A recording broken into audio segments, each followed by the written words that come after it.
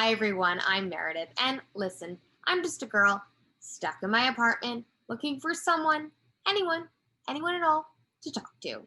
So I found some people. My guest today is Robert Guarino. Robert's a restaurateur whose eateries, Nizza, Marseille, Napkin Burger are all located in the heart of New York's theater district. So you can imagine how the restaurants have taken a hit while the Broadway shutdown continues through at least next June. But while these restaurants are hanging on and surviving, they're also giving back to members of the New York theater community who could really use some help at this time.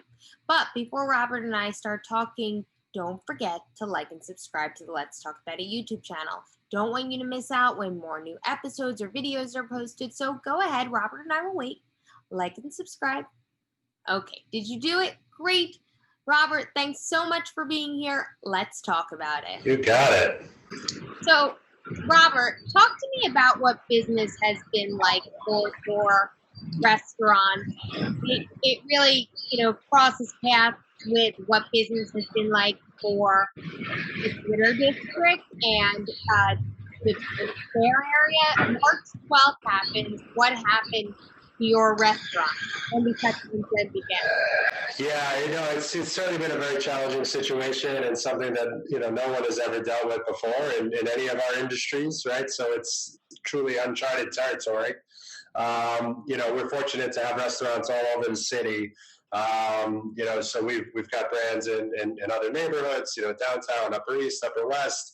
Hell's Kitchen, the theater district, is really our home base. In Marseille, we've had for 20 years. We opened in 2001.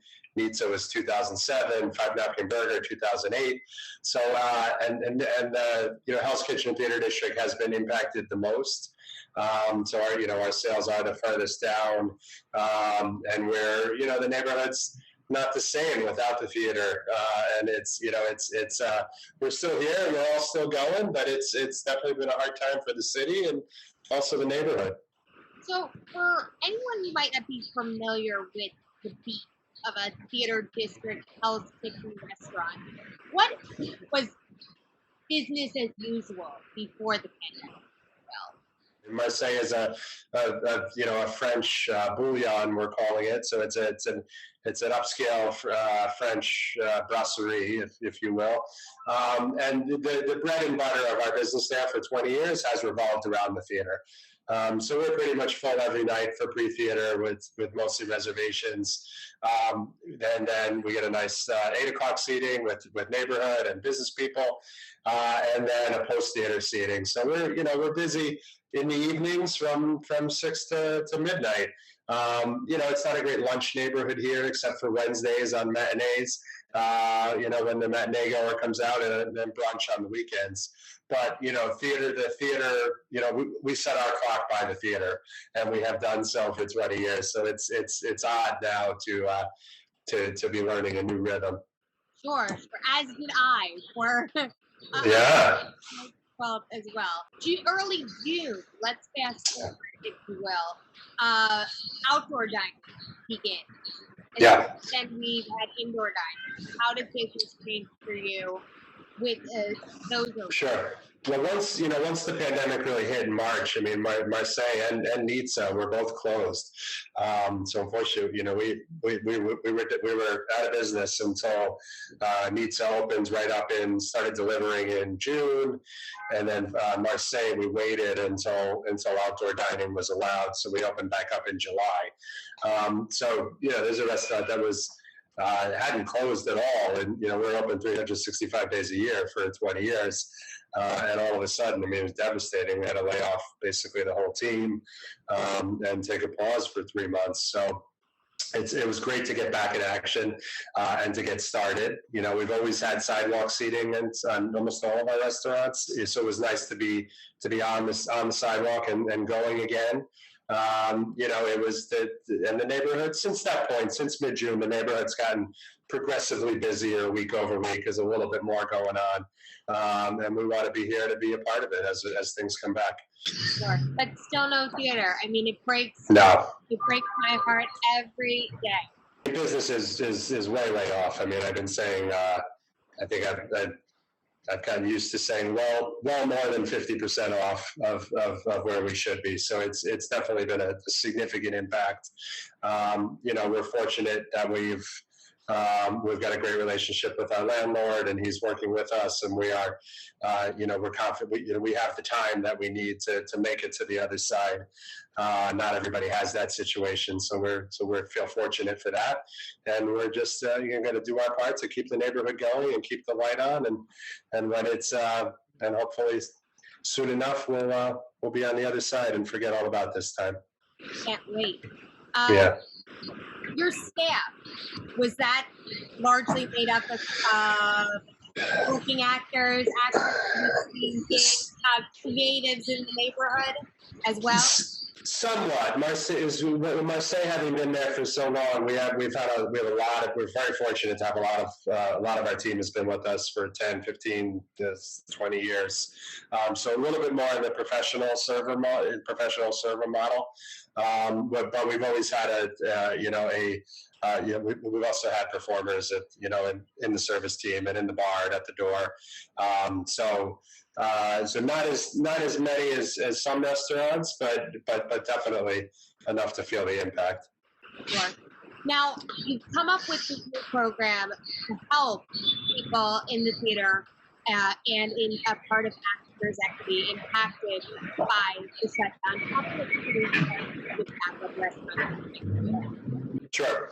I sat down with the partners a couple of weeks ago, and we said, what can we do to really show support for the Broadway community? I mean, obviously restaurants have been decimated, but we're still an option. We're still in business in some way or shape. And the fact that Broadway's dark and there was no regional theater this year, and so many of the people who live in Hell's Kitchen every day are also performers. That we really wanted to do something, and so we said, what could we do? We came up with a bunch of ideas, but ultimately we said, from now until the theater's open, every night, 7 days a week, from 9 o'clock until we close, any Actors Equity member can come and eat now and pay us later if they can. And so we've since expanded that. We quickly expanded past Actors Equity to all the Broadway unions and guilds, so IATSE and the choreographers and you name it. We want the whole community here, and so it's been great. And just it's a gesture, but we want to show a gesture of appreciation. Like we want everybody's trying to live without steady income. If they can come out and have a nice meal now and enjoy themselves and have a little bit of a fun time, and then pay us when they can if they can, and that's what we're hoping to do. And so far the reception's been great. Absolutely. What are you hearing from the members of the community that are coming in to have a meal with you? Yeah, I mean, we've had, people have been very, very grateful, both the performers and the union members, but also what's been nice, we've had, a lot of other people who have read about it and have been coming in at other hours to support us as a business, saying, hey, that's, we usually spend so much of our money on Broadway, and, we may actually start taking donations so that we can fund the meals, because there's been, a lot of people have asked. So it's been really good. If we can come out of it with, a lot of, great friendships and people who, who remember us for the next 10 years, that we were, went out of our way to do something nice, that's all we're looking for. And it's a lot of fun. Are you getting, in my fantasy imagination of what these dinners must be like, it's actors, literally singing for supper, it sounds wonderful, but not with in any kind of taking advantage of their talents, if you will. Sure. But we can't have singers because of the pandemic. No, not yet. So no, this is just for them to kick back and relax and feel appreciated so far. But that's all. Maybe down the road. Who knows? Maybe down the road. I'm going to keep this dream of mine alive, and hopefully by the time I get to come and visit the restaurants again, that's what I will see. Got it. At the same time, you really are being pulled in multiple directions. You're trying to give back to the theater community. Also, it can't be adapting to these new outdoor dining stipulations that are evolving a bit. Indoor dining now, what has that been like? It's been a challenge. Definitely trying to keep up on top of everything. But we're very active in the New York City Hospitality Alliance, so we're kind of keyed into stuff as it's happening. Right now we're operating at 25% indoor, which in a room like Marseille is nice because it's a big open airy room with high ceilings. We've installed a lot of plexiglass to add separation between tables. And so people have been comfortable coming inside, which is great. Outdoor, we've expanded on 44th Street into the sidewalk. Past the sidewalk, we took some parking spaces, and we're building a structure around there and installing electric heaters outside and lights. So it's different, but we just want to keep people be able to come and have more space, and hopefully we can all do our part and the numbers stay under control. And if all goes well, we'll get to 50% capacity soon, which would be nice because that'll help us through the winter. But that's, you got to be flexible. Restaurants have never been an easy business. And so you always got to be prepared to adapt. You can't just ever get comfortable. So in some ways I feel we're prepared for, we're uniquely prepared for it. But that's all we can do now is make the best of it. I miss being down in the theater district. I'm on the Upper East Side. Some of these outdoor structures that I see are really, really impressive and creative. Did you have like a design aesthetic that you wanted to go for? Maybe you can send me pictures of what the structure looks for sure. Like. It's really cool what's being constructed. No, it's fun. People have been so creative and really done so much to make the best of it. We didn't get a lot of extra seating because we have bike lanes on 9th Avenue, so we didn't make in this location. We didn't do too much, but now we've got about maybe it's about 4 tables in a structure that we built, and we're putting walls and heaters in it now. So we'll see. I mean, I think everybody's made the best of a tough situation and had some fun with it. And, for the listeners who aren't in New York, I mean, we're still here. We're here every day. Everybody's having a good time. There are people outside, all over the city enjoying themselves tonight safely. And, if you're not in the city, it's, you can read the headlines and think it's a ghost town but it's New York. It's still New York. It's still here, and it's coming back soon. Soon enough. And we're hungry. What do you hear from other restaurants in the neighborhood? It's tough. It's tough. I mean, everybody's. Unfortunately, more and more places are closing every day. Like that we're seeing. I mean, if I walk up and down the avenue, there's something else that's closed. And really, everybody's economics are different, but the reality is we're all kind of beholden to our landlords. And some landlords have been flexible and have a long time perspective, and others haven't. And so it's challenging, and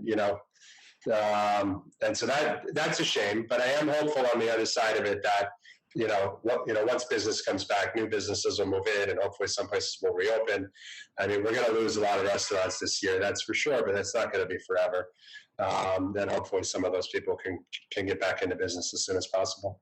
What do you need from outside support, from other organizations for you to keep the lights on coming back, which God willingly will be next summer, June. Sure. It's a long time away. What do you need? Definitely more, the next round of stimulus. The payroll protection plan was really a lifeline for a lot of people throughout the summer, and for the most part, that program ended for most people right around now. So we need the federal government to get their act together and pass another stimulus that's really geared towards restaurants, retail, performing arts, localities. So it's hopefully after, I think we're all paused with this election, but hopefully come January, there'll be more coming, because it's it's there's money there to keep businesses open and to keep people working. And this is, everybody's, working hard and doing their best. And this was nobody's fault. We're just trying to keep the lights on to the other side. And same thing for the arts. I mean, we there certainly needs to be more direct money for the arts. And I think it's such a worthwhile cause. I know it's, it's a little bit trickier to get that funding out of federal governments but it's just as deserving and just as important to a healthy, functioning society as we are. I would hope before the film of the arts and theater. Was there one show you were really looking forward to seeing that you didn't get to because of the shutdown? It's I've good friend, my good friend Sean Allen Krill, who was just nominated for a Tony for Jagged Little Pill, and so to see that, such a great show that was doing so well close because of this, and then we had Moulin Rouge around the corner, which was tremendous for Marseille, and so I love that when I saw it. I was just walking through Times Square yesterday, and I saw the billboard for Company with Patti LuPone. I was like, oh, come on, it's kind of frozen in time, the district over there. So it's a shame, but it's coming back. For sure. Is there one popular dish that still some tea for me that the actors and the creatives that come in with this program love to eat? Let's see. I mean, there's a mix, and actors are actors can be a little finicky, but if they're indulging, the French onion soup is really, we make an amazing French onion soup, and it's worth the indulgence. Now it's okay. Yeah, absolutely. No one has to go, hungry after. No. It's okay.